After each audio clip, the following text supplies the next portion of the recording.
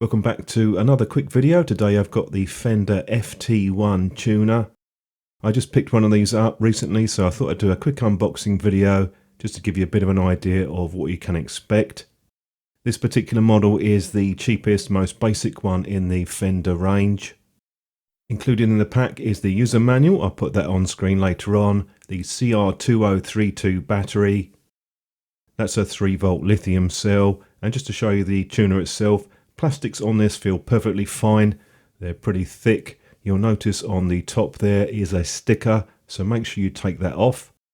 It does have a fairly decent degree of articulation. You can see here it's not quite 90 degrees, probably around about 75, but it's probably enough, and you can twist it around 360 degrees.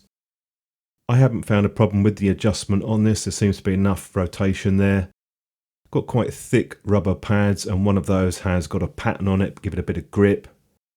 Just show you the battery now, because you have to put that in, and there's just a little lip there at the top of the tuner, so pull that out and you'll see there the holder for the lithium battery.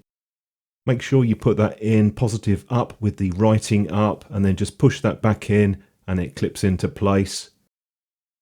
Single press to turn it on, and another single press to cycle through the different modes.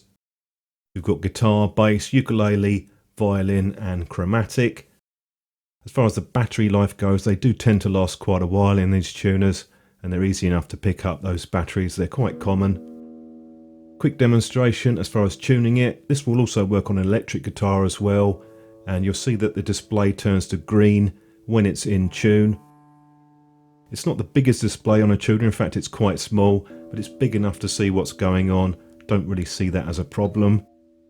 I did compare it to a phone app, and I found the accuracy to be pretty close between these two. I know some of these tuners can be a bit off. I've had that before with some other unknown brands. If you're looking for something a bit more advanced in the Fender range, they've got some other ones, and I put some links to those down below. If you want to try something different in terms of the brand, the Snark ones are always a good bet. They do some nice tuners out there too. Overall, I think it's a pretty good unit. There's no fancy features with this. There's no metronome or anything else. It's just a basic tuner.